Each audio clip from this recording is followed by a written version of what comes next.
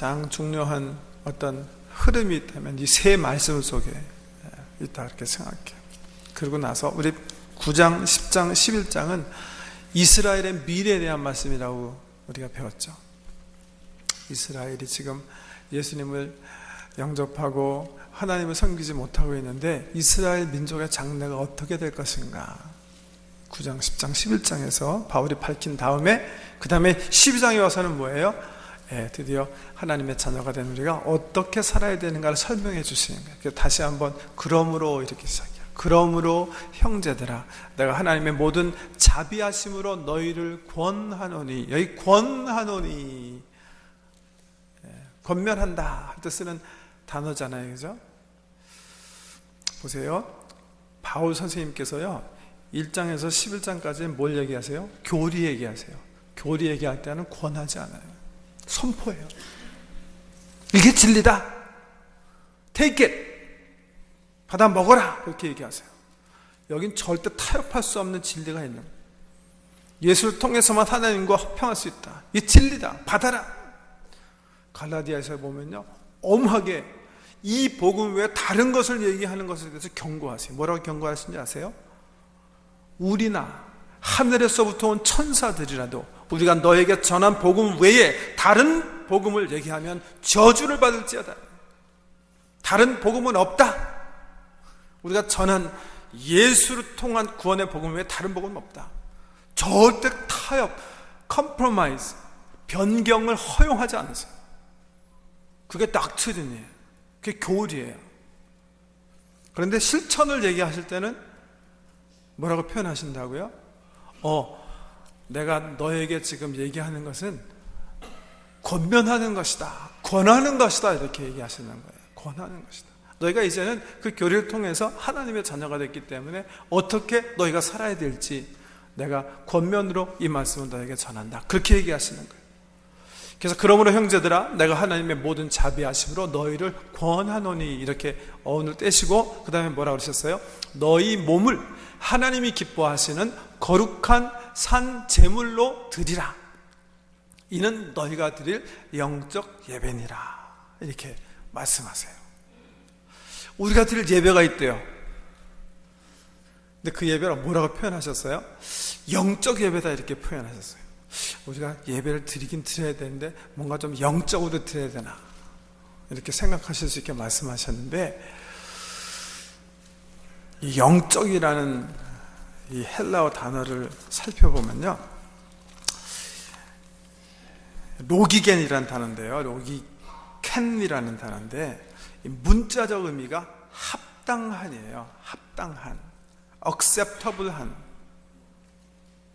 합당한, 받으실만한, 뭐 이런 뜻을 가지고 있어요. 지금 우리가 이 개역 개정 이제 쓰기 시작했잖아요. 그 전에 성경이 개역 성경이에요. 거기도 보면 영적 예배 그렇게 번역을 하셨는데, 그 전에 우리 한국교회 가지고 있는 성경은 그냥 한글 성경이거든요, 개역하기 전에. 그런데 그 성경에 보면 영적 예배다, 너희가 드릴 영적 예배니라, 이렇게 번역하지 않고 이는 너희가 드릴 합당한 예배다, 이렇게 번역하셨어요. 요즘은 성경학자들이요 주로 합당한이 옳겠다, 그렇게 생각을 하세요. 그래서 새로운 번역들에는 너희가 드릴 영적 예배다 대신에 원어에 충실하게 합당한 예배다, 그렇게 많이 번역을 하세요. 근데 우리 개역개정에서는 그냥 개역과 함께 영적 예배다, 이렇게 표현하셨는데, 원어에 충실하다 보면 이렇게 번역할 수 있는 거예요. 너희가 이제 하나님의 자녀가 됐기 때문에 너희가 꼭 드려야 하는, 마땅히 드려야 하는 그런 예배가 있다는 거예요. 그런 예배가 어떤 예배인가 설명하고 계시는 거예요. 너희 몸을 하나님이 기뻐하시는 거룩한 산 제물로 드리는 거예요. 구약시대에도 예배를 드렸어요. 어떻게 드렸어요? 짐승 가지고 혹은 밀가루로 향내나는 빵을 만들어서 구워드렸어요. 그래서 레위기서에 보면 제사장들이 번제, 속죄제, 속건제, 화목제, 이 네 가지 제사는 짐승을 잡아서 피를 가지고 하나님께 나갔고, 또 매일매일 제사장들이 밀가루로 빵을 만들어가지고 소제를 드렸어요. 5가지 주요 제사로 하나님을 예배했어요. 그런데 더 이상 신학시대에는 그런 제물이 필요 없다는 거예요. 왜? 우리 요새 115 묵상운동 히브리서 읽어나가는데 히브리서에 잘 설명하신 것처럼 예수님께서 우리의 제물 되셨어요. 옛날에는 그래서 동물 가지고 나갔지만 이제 우리는 어떻게 나가요? 예수 그리스도 붙잡고 십자가 붙잡고 우리의 온전한 제물 대신 예수님 이름으로 주님께 나가잖아요. 그러니까 지금 우리가 예배 드리는 것은요, 구약시대에 구약 성도들이 사모하던 예배였음을 깨달으셔야 돼요. 구약시대 예배는 그림자 예배였어요. 그림자, 온전치 못한 거. 오실 주님을 생각하면서 동물의 피 가지고 동물 죽여서 나갔지만 지금 우리는 이제 오신 예수님, 하나님과 우리 사이에 온전한 중보자 되신 예수님 십자가 그 이름 가지고 나가잖아요. 우리가 드리는 예배가 온전한 예배인 줄 믿으시기 바랍니다. 구약시대에는 그런 특권을 얻지 못했어요. 구약 성도들은 아직은 예수님이 없었기 때문에 그냥 뭔가 있는 건 있는 것 같으니까 예수님 비슷하게 상징물인 이 동물들 가지고 또 밀가루로 빵 구워가지고 하나님께 예배했다는 거예요. 지금은 이제 그런 제물이 필요 없어요. 그렇기 때문에 제물로 하나님을 예배하려고 하지 말고 어떤 제물을 갖다 놔라 그랬어요? 이렇게 얘기하세요. 너희 몸을 하나님이 기뻐하시는 거룩한 산 제물로 드리라. 몸을 드리래요. 옛날에는 뭘 드렸는데? 동물을 드렸는데 이제 예수께서 그 모든 동물과 이 소재로 드리는 빵을 리플레이스 하셨으니까 이제는 너희 몸을 드려라 이렇게 설명하고 계세요. 어떻게 우리가 몸을 드릴 수가 있는 거죠? 정말 문자 그대로 또 그렇구나. 이 동물을 안 받으시고 이제 내 몸을 이제 칼집 내가지고 각 떠가지고 온전히 드려야 되겠구나 이렇게 생각하시면 정말 큰일 나는 거죠.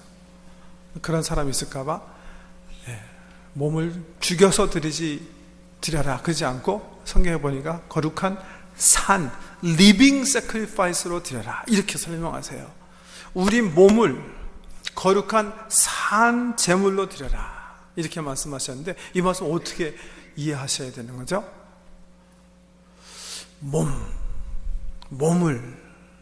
우리 몸을 거룩한 산 제사로 드려라. 제가 생각하기에 이 말씀을 가장 잘 이해한 분들은 청교도들이다 저는 그렇게 생각해요.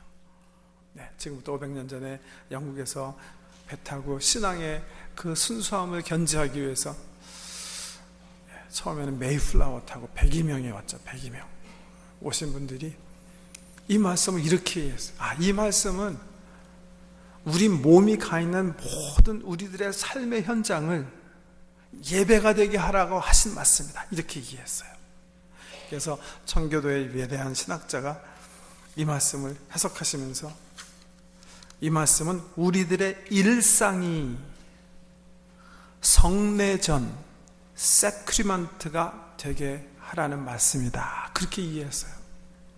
우리는 보통 이 예배를 드릴 때만 하나님 예배한다고 생각했는데 이 예배도 중요하지만 하나님 자녀가 된 우리들은 이 예배 시간만 아니라 우리들의 모든 일상이 세탁소에서 우리가 일을 하고 가게에서 일하시는, 회사에서, 학교에서, 또 가정에서 주부로 일하시는, 어디에 있든지 우리들의 모든 삶의 구석구석이 하나님께 드려진 성례전이 되어야 해요. 예배가 되게 해야 되는 것이다. 그렇게 이해했다는 거예요. 그런 의미에서 몸이라는 거예요. 몸 이해가 되세요? 우리가 보통 결혼식에 초청받았는데 보니까 이거 다른 약속이 있어요. 그랬을 때 뭐라고 얘기하죠? 정중하게 설명하면서 내가 다른 약속이 있어서 못 가는데 그날 내가 몸은 못 가지만 마음은 그 결혼식에 가 있을게 그렇게 얘기를 하는데 실질적으로 결혼식에 정말 그렇게 하세요?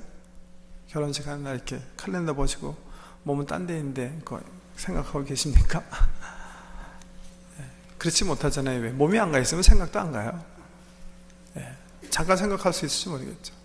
실질적으로 결혼식에 앉아있고 거의 가 있어야 내 몸이 가 있어야 내 생각도 가 있고 내 마음도 가 있으니까 같이 축복하고 축하해주고 같이 기도하고 예배 드릴 수가 있는 거죠. 증인될 수 있는 거죠. 몸은 뭐예요? 우리들의 모든 것을